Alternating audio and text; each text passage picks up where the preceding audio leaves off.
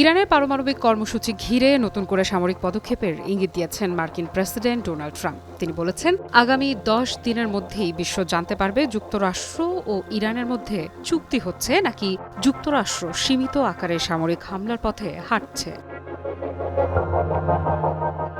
এই মন্তব্য এমন এক সময় এলো যখন কূটনৈতিক টেবিলে আলোচনা চলছে আর আকাশ সমুদ্রে যুদ্ধের প্রস্তুতির ছায়া ঘন হচ্ছে।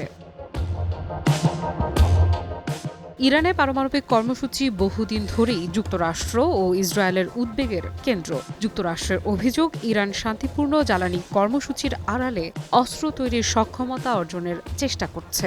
যদিও দেশটি বরাবরই বলে আসছে তাদের কর্মসূচি কেবল বিদ্যুৎ উৎপাদন ও গবেষণার জন্য। সাম্প্রতিক সপ্তাহগুলোতে সুইজারল্যান্ডে দুই দেশের কর্মকর্তাদের মধ্যে আলোচনা হয়েছে। ইরানের পররাষ্ট্রমন্ত্রী আব্বাস আরাকচি জানিয়েছেন, একটি সম্ভাব্য চুক্তির খসড়া প্রস্তুত হচ্ছে। খুব শিগগিরই তা মার্কিন বিশেষ দূত স্টিভ উইটকফের কাছে তুলে দেয়া হবে। অর্থাৎ দরজা পুরোপুরি বন্ধ হয়নি। কিন্তু কূটনীতির পাশাপাশি যুদ্ধের মঞ্চও সাজানো হচ্ছে। মধ্যপ্রাচ্যের দিকে রওনা হয়েছে বিশ্বের অন্যতম বৃহৎ রণতরী ইউএসএস জেরাল্ড আর ফোর্ড। ইতোমধ্যেই পারস্য উপসাগরে অবস্থান করছে বিমানবাহী রণতরী ইউএসএস আব্রাহাম লিঙ্কন, ডেস্ট্রয়ার ও যুদ্ধবিমান।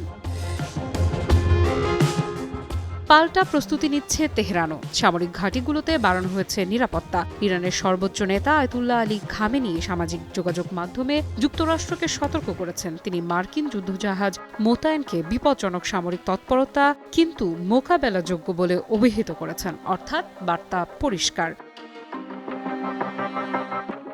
একদিকে শান্তি আলোচনা, অন্যদিকে শক্তি প্রদর্শন। প্রেসিডেন্ট ট্রাম্প বরাবরই বলে থাকেন তিনি তার পরবর্তী পদক্ষেপ গোপন রাখতে পছন্দ করেন। অতীতেও আলোচনার ইঙ্গিত দিয়ে হঠাৎ সামরিক অভিযান চালানোর নজির রয়েছে তার। ফলে প্রশ্ন উঠছে, এবারও কি তেমন কিছু ঘটতে যাচ্ছে? রাজনৈতিক বিশ্লেষকদের মতে বিষয়টি কেবল পররাষ্ট্রনীতি নয়, এটি ট্রাম্পের অভ্যন্তরীণ রাজনীতির সঙ্গেও গভীরভাবে জড়িত।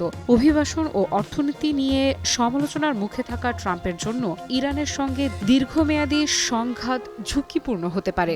বিশেষ করে তার আমেরিকা ফার্স্ট অবস্থানের সমর্থকেরা বিদেশি যুদ্ধে জড়ানোর বিপক্ষে। তাদের সমর্থন হারালে রাজনৈতিক সমীকরণ বদলে যেতে পারে।